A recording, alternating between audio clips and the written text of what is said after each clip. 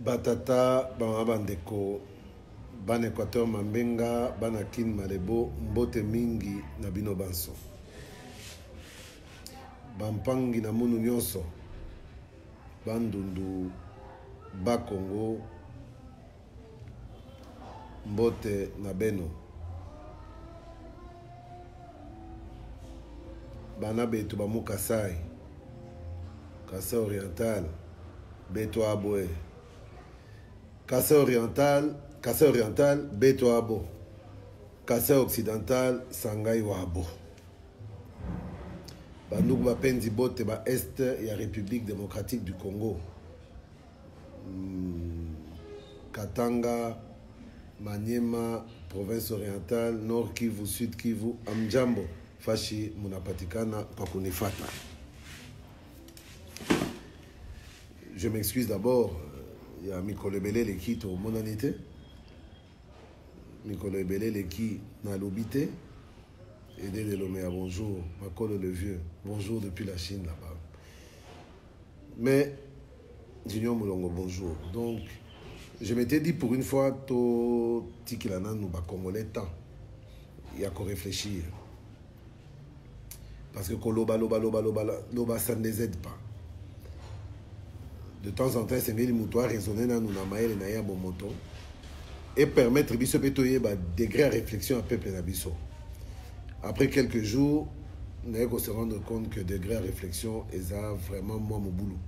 Bonjour Jules Toumba, Papi Rachidi, Kaka, Djambo, Bruno Yakouf, bonjour. Yalouf, bonjour. Direct à l'élo, Naza, Nabambouima Moébélé, des moyens où mais les alités. Ceux qui savent, savent, ceux qui comprendront, comprendront. Que Naza, la démarche, moi, vraiment, ma casse. Donc, direct à l'élo, Ezali Kaka, il y a qu'on relever le point, Mike, Oyo, Namoni, Ezali vraiment quand on dit ça. Sam, o Ezali vraiment quand on dit ça.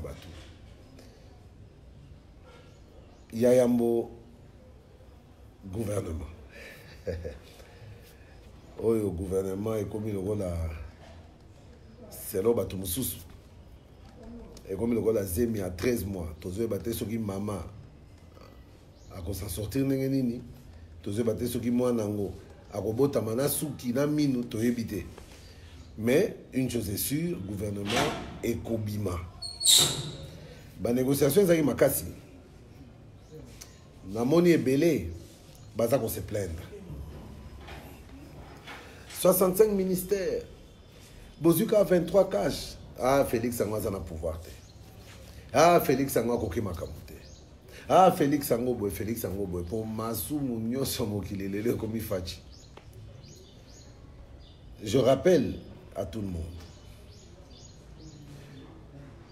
Ceux qui ont le nombre de députés provinciaux, nationaux, sénateurs, IFCC, au comparant na ya cash. Cash tozoko na ba 7% boy en termes de poids politique au niveau des élus. Globalité nango. Sur OK quand on a un parlement tozoko na ba 17%. Donc 17% na engako permettre peut-être tozwa une histoire de 9 ou 10 ministères. Mais la négociation, tu se retrouves dans 23 ministères. C'est plus de 100% de plus. Et là, on a reçu un abattu. À chaque fois, Bota la kate oyo cache à zuité. Bota la kate oyo cache à parvenir qu'au soit alors que Nakata coalition, sur total à force politique égale. Tokoka qui jamais qu'on se retrouvait même avec 23 ministères. Donc c'est un exploit. Il y a des négociateurs qui ont fait un peu. Na comprendre les lots que population congolaise ezali na rage. Et je pense que Bande quoi FCC. Ah, Yagigi, bonjour. Yagigi Kaniki, bonjour à toi. Mami Wela, au côté. Bokota, Bokota. L'air est grave.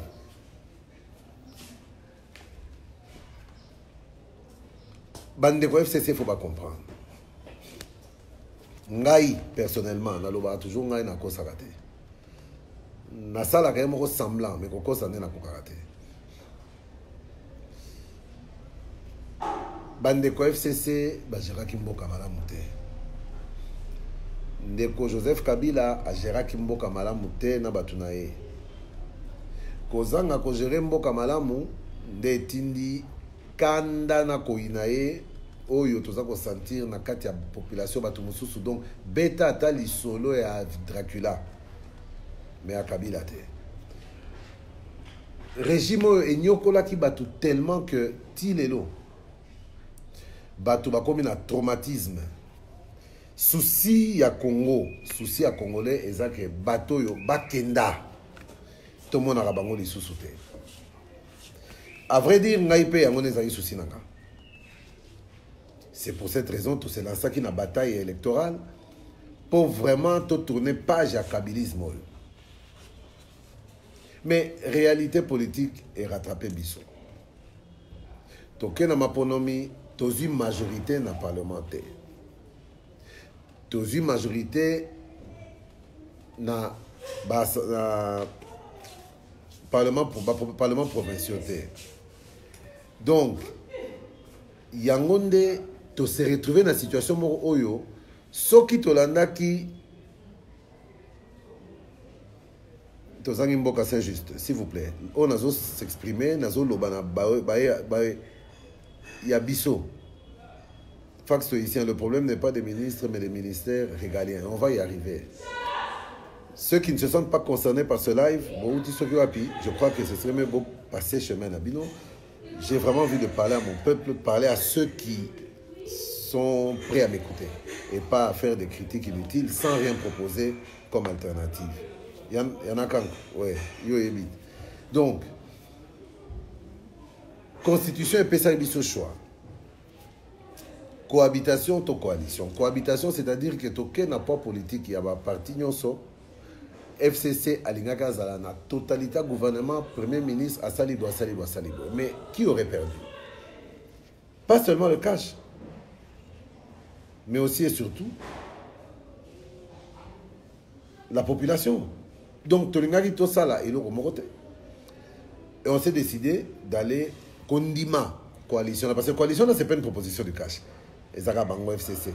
Des bassins qui non, tu as gagné la mission, mais la monnaie va mieux, tu gérer ensemble. Donc, il y a quand même la limite na bango, il y a quand même que ceux qui ont avoir un été, ils n'ont pas la moto bandakala. Mboko. Mais Mboko a payé la moto, ça a intérêt à Nani. Tu as une coalition. Oh, ton numéro peut Sabino sur les 17%, bon, tu peux Sabino à 20 ministres, 20%. Débat à 20%, on a titre comme on a 35%, mais on a presque 3 mois. Donc, la tractation, et c'est là qui vraiment m'a cassé. Moi, il y a un côté dans Mozindo, il y a une tractation, mais c'est pour ngaï moko, nazala quitté. Nazala quitté. De loin, mais j'ai l'opportunité quand même, et moi, écho en temps et en heure, et Makambo, Nengenini, Ezako de Kakuna. Par rapport à ça, Tokena, 23 ministères sur 65, c'est une grande victoire. N'en déplaise à certains. 23 sur 65, il y avait les ministères régaliens, intérieur, défense, affaires étrangères, justice. Oyo, Sengelaki, Tokabola. Souci n'abisso ezaki nyonso.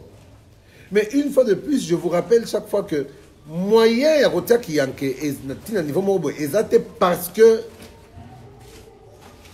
réalité on n'a pas la majorité au Parlement. Majorité fantoche, majorité factice, d'accord, majorité. Si au nom de quoi tu as imposé FCC to benda biloko na nyonso. On a fait la pression, on a essayé, il faut se dire les choses en face. Ça n'a pas marché. Mais au moins, contrairement à ce que voulait le FCC, c'est-à-dire récupérer les 4 ministères régaliens en tant que Bakolo, bon, puisque Bangoni Bazana, majorité dans le Parlement, côté Wana, tu casses en haut, tu récupérer quand même intérieur, tu récupérer affaires étrangères. FCC a eu justice, FCC a eu défense. Oh, mais nini, a pas eu justice. Ah, après si FCC justice. Fatiango vraiment fatioyo. Non, non, allons kaka. Mais vraiment, Baloubo, tu éviter. Félix Oyo, représentant Baloubo, Yangonde Balia Kamboa, Yangonde Boye, à ça les côté, Kabila dirige, Boy. Je vous le conseille. Pour exemple, Makanis Nabino. Quand il n'a qu'à rappeler Batou. Félix, élu président. Gouvernement en place, il y a Kabila. Majorité dans le Parlement, il y a Kabila.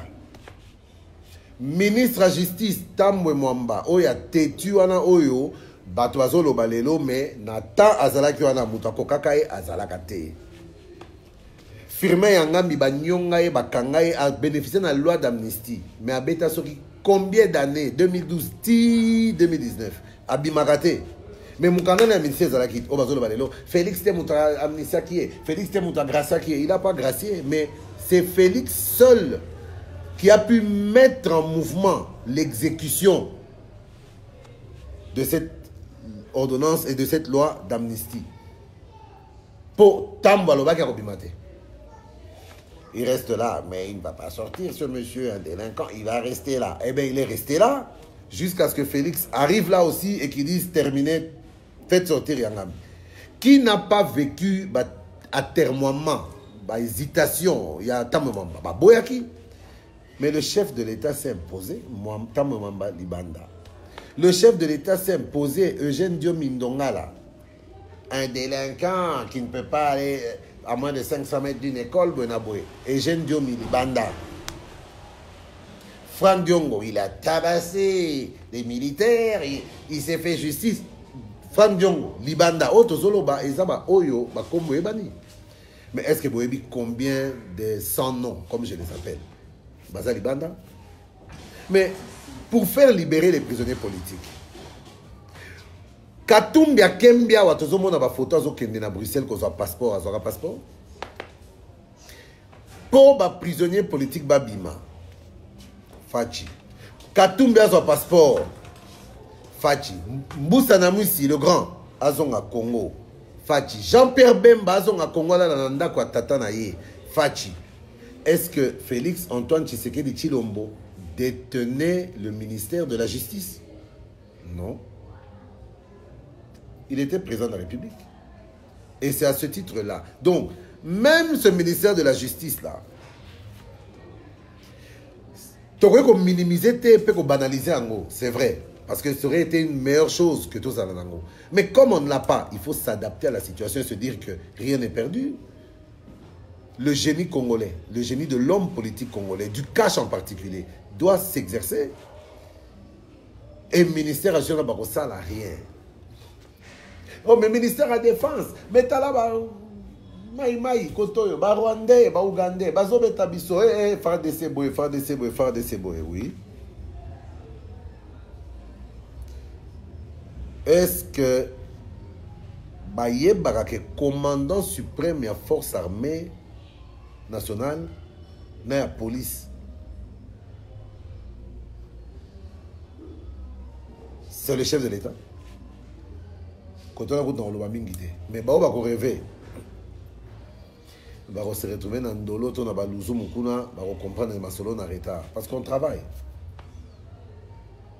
Oh, mais il y a un ministère intérieur. Pour gérer la police. Je rappelle à tous les Congolais. Ministère intérieur, police et Zanakati. Quand je dis police, c'est-à-dire police, pire, services spéciaux, tous les services de la police. C'est police scientifique et Zanakati. Anne Royo.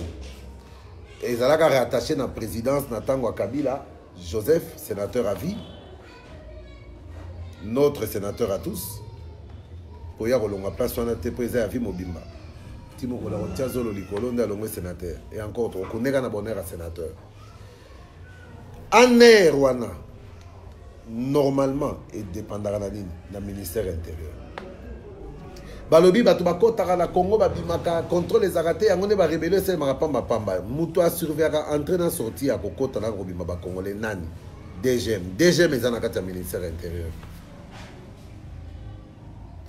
ba gouverneur ya ba province nyonso muto a chapeautaka bango ezali ministre et intérieur donc gouverneur soko sali buzoba ministre azana pouvoir à suspendre yo. Ça, c'est toujours le ministère de l'Intérieur. Totika ko rêver. Oh, affaires étrangères, token nango api, mais bo éviter que vitrine à Congo Liban les années d'ambassade. Bo éviter que force à Congo na kata ba institution, to ba organisation internationale, les années diplomatie. Tolela mbula na mbula bisonyoso, diplomatie à Congo et Koufi. Ambassadeur a commis Fazer, consul a commis coopérant. Premier secrétaire d'ambassade ou attaché d'ambassade comme Teka Bilamba comme Teka Babilora Boena Bawenza Bapoto. On s'est plaint de tout ça. L'ambassade comme ba dépotoir, bazo respecter les sous congolais. Mais diplomatie on a ko solo la communauté internationale. C'est le ministère des Affaires étrangères. Le premier diplomate de la République, c'est le chef de l'État. Comment Tokoki Kozalaka pessimiste? Ce Congo a besoin de tout le monde. Congo en a besoin de Moutounio sans numéro ses chances. Ce que l'Ingi Félix Tshisekedi était, ils ont droit na yo. Ce qu'on s'appelle n'a été na bokondi, ils ont droit na yo. Mais respectez parce que Félix Antoine Tshisekedi, c'est mon président. C'est votre président. C'est notre président à tous. Président de Jean-Albert Kassongo, mon petit frère. Président, il y a Christophe Valakindunda, représentant du Parti Socialiste en France. Président Bobiston Kakasa, il y a Rambo Bahati. Président, il y a Yachouke. Ah, Yachouke, la biso bandeko. Bokechu premier, Bokechu Wayambo. Président Naye, Félix Antoine Tshisekedi Tshilombo. Président, il y a 100 rivales. Président, il y a Jean-Pierre Bemba Igwe. Président, il y a Moïse Katumbi Tchapo, il y a comme Tambola Congo Mobimba. Président, il y a Salomon Escadela, mon cousin. Oyo, président qui il peut rentrer au pays. Il va payer ses passeports. Président, il y a Mboussa Namwisi le grand.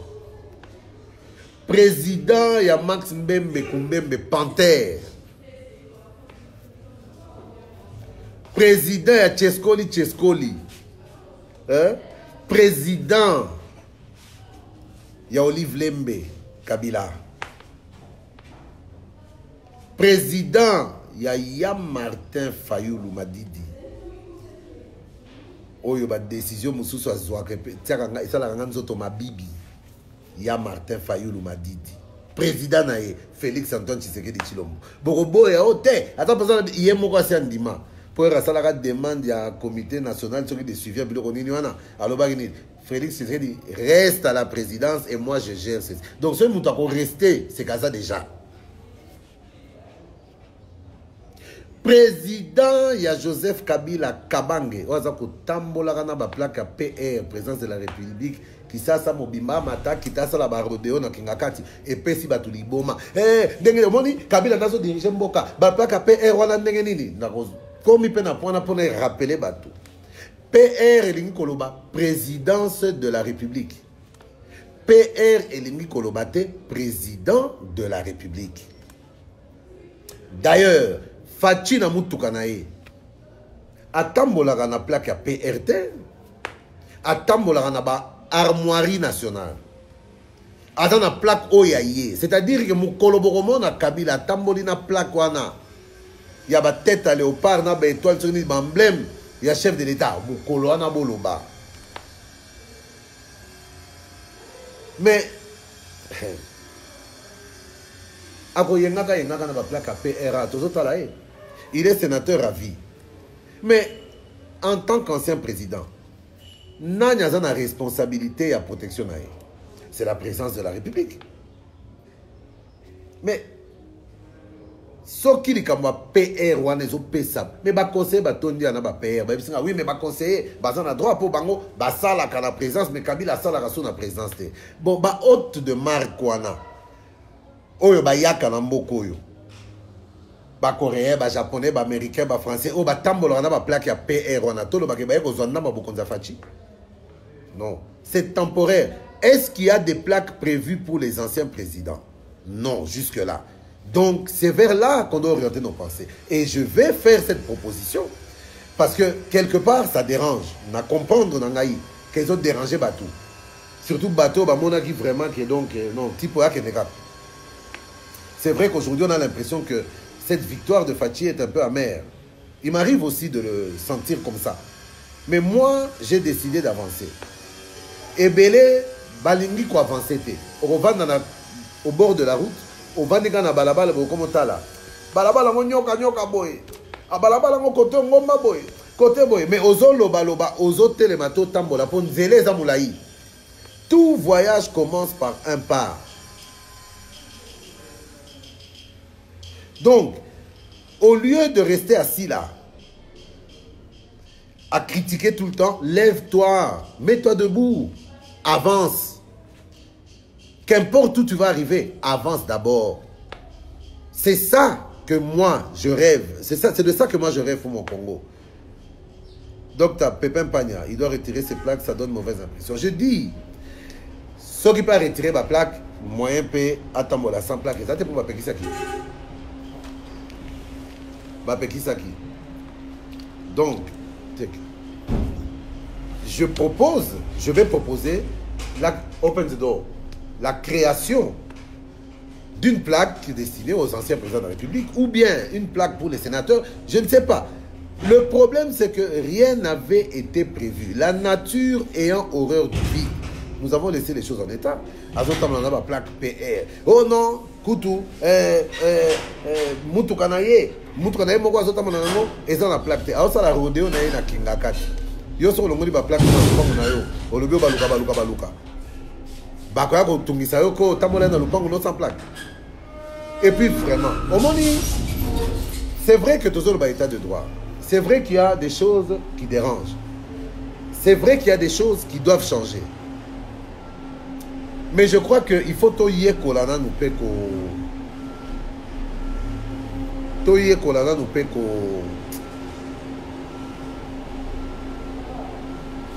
Ko zelisaka makamusu avant qu'on réagisse. Moi je comprends la douleur de mon peuple. Même si on a la soka ko le gabino. Donc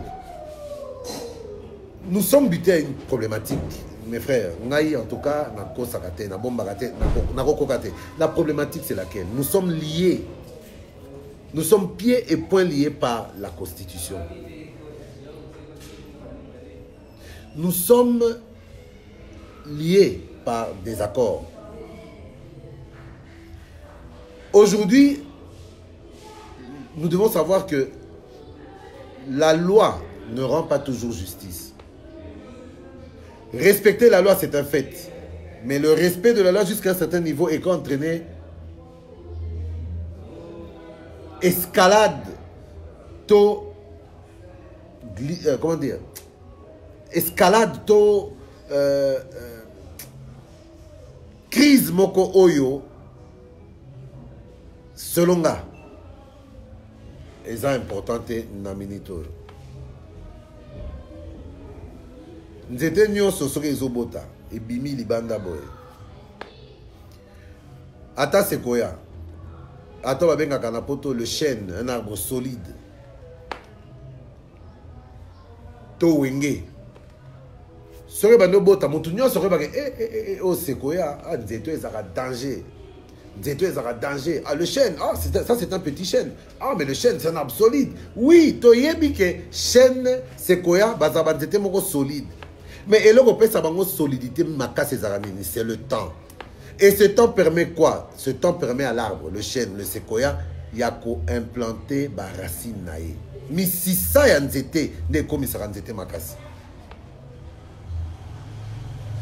il faut tous à la patient. Oazana mato ya koyoka ayoka. Oazana mayele ya kososola asosola. Félix Antoine Tshisekedi Tshilombo aza baoba. Mais un baoba qui a 6 mois. Est-ce que Mississa est piqué? Je dis oui, mais pas suffisamment. Pour kopika Mississa, c'est que nous avons moko ngonga le temps.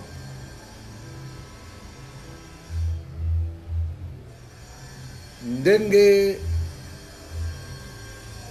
Natalia, je connais la souffrance des Congolais.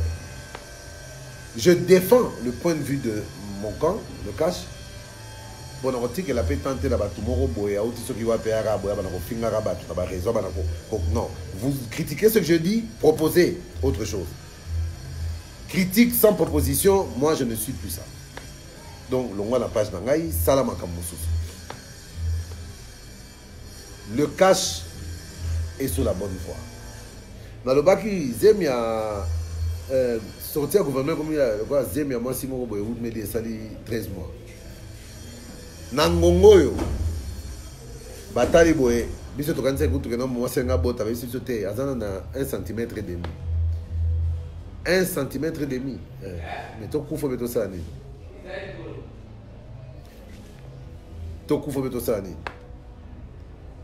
il semble que baminganga ba décider que non moi si on a fa bota na césarienne pour cause la soute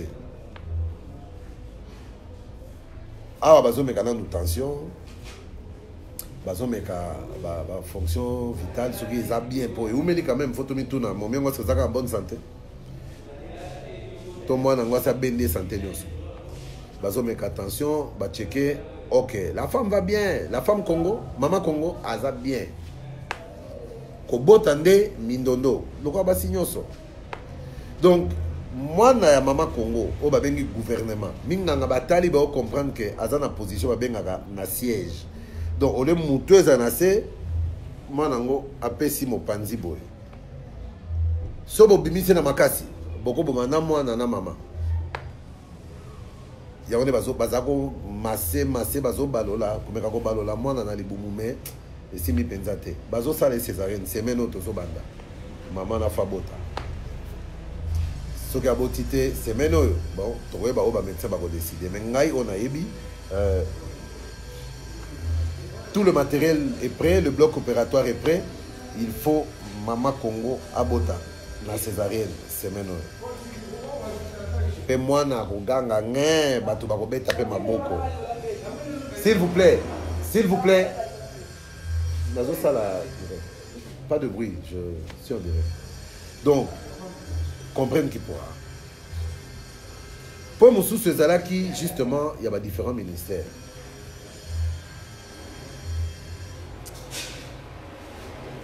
Boyebi, ce n'est pas évident. Mais Toroko Makaka.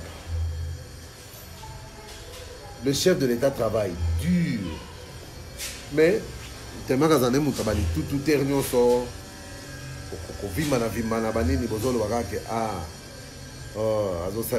Parce que vous avez été habitué à un président taiseux, il ne dit rien à Kanaka et Longhi. Donc, ce c'est qu'une fois dans moi événement. Non.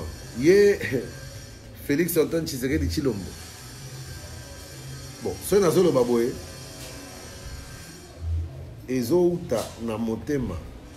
Papi Vabaluti Sende. Mais moi na yango, ya monstre. Bongo batunyo so babota babizengi wana yoka babaka bango. Yo so roboti ndundo robaka ngai moko na bota mona SS asala nga boye na lela est fort na boka Boba boza bana bakoka atambola kate abenda na mabele boye baboka bango mais moi na yango akozala monstre papi Vabaluti Sendwe olakisi penza koza ba jara ba parents oyo moi no soka botele o macrocéphale to kizengi poko sundola na mama na mwana olongwe kupna ndako moi ça bi hôpital boye azonga palais akuti papa kenda na bilamba okoza sko bana bien otika mabe soki mwana ngo akozala monstre to ko soigner ye monstre na ko survivre bisa ta ko kimisa mebi na butu monstre na ko survivre bisa ta ko kimisa bandoki pour Congo za na problème bandoki Basilité, basé belé. Monstre, oui. Moi, d'abord. On s'appelle monstre, d'ailleurs. Bino bozo mon ara libuma maman, le roi libuma ke mo panzi mo bébé à moi non robot à monstre. Mais biso to beti déjà échographie. Scanner IRM. Tout le monde a déjà que moi nango azo balugale la carte liquide amniotique. Moi naza bien papi, il faut pas vous décourager. Et là on a boindé vous savez soki ozana carte itumba.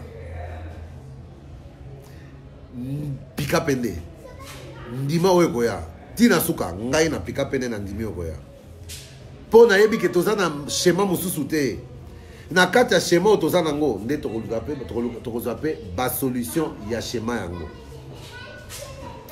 Donc bozala calme. Bonjour, bonjour. Ça ne sert à rien de vous agiter. Bozala calme. Dis-moi mon direct. Bozala calme. Quand nous sait qui tout ça, merci, bonjour. Donc, qu'est-ce que je peux ajouter? Soyons calmes, soyons sérieux, soyons posés. Mais Nzambazo Sala, et tout se passera bien. C'est difficile à gober parfois. Parce que Kabila vraiment on en avait marre. Bato belé basi ba sanza ki na ba degré mon robot pour ba comme on a une source de malheur à bato nyonso. Ponanga sortez de votre tête que d'ailleurs manate balelo pour bazan na pouvoir na fachi na yé président na biso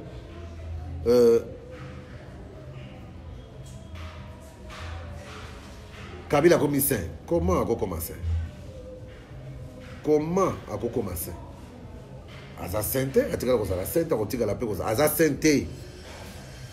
Mais vaut mieux un diable qu'on connaît qu'un ange qu'on ne connaît pas. Diable on a tout ébié. Tout ébié pendant à rechercher. Aza maële, mais l'équipe ils sont mignons sur la maële. Le Congo a plus à gagner dans la situation actuelle au Kabila Azalawana, que dans un affrontement dont on ne connaît pas l'issue. Jean-Albert Kassongo, 65 c'est un peu trop. Ne trouves-tu pas? Budget du gouvernement 662 millions. 662 millions. Je ne sais pas. Ershongani Yanzambe, état de droit Gozala, tapesi justice. État de droit Gozala. Bandela live nanga isori na kati, j'en ai déjà parlé. Jean-Albert Kassongo, 65 ministres pour un pays comme le Congo. Je ne vois pas le problème. C'est vrai qu'avec les ressources actuelles, ça sera compliqué. Mais si ces 65 ministres peuvent permettre de quadrupler le budget, si tu as un budget à $20 et à 20 milliards, tu ressentir sous tes poids, il y a un ministre FCC. Donc, je crois que actuellement, le gouvernement est constitué comme ça du fait de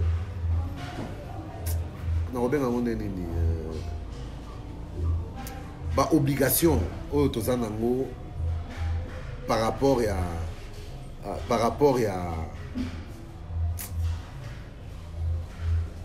configuration.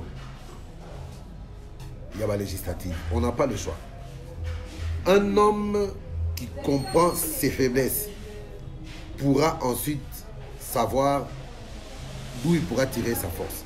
Moi, je comprends ma faiblesse. Je comprends la faiblesse du président de la République. Mais la réalité est celle-là. Tous à la patience. Tous à la patience. Le vrai problème au juste,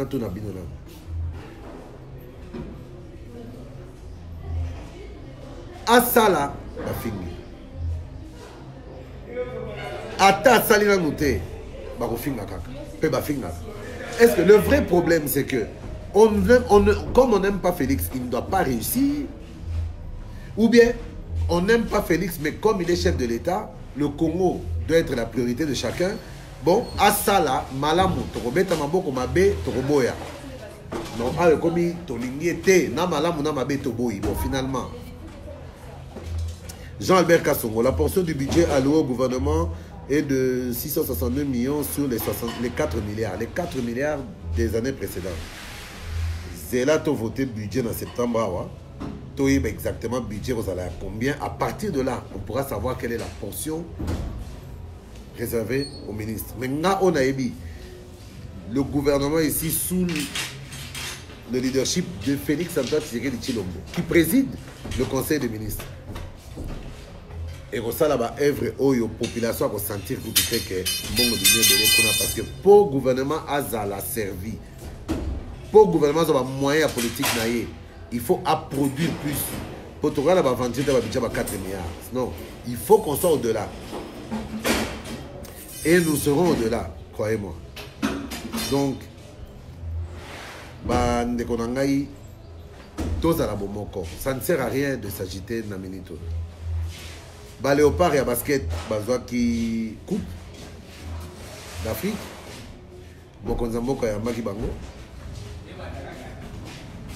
Ils ont été servis, chacun a eu un véhicule, une prime spéciale. C'est comme ça qu'on fonctionne. Là, amphithéâtre, ce qui gymnase couvert, ça serait une très bonne chose. Une salle de basket couvert, ça serait une très bonne chose. Mais jusque-là,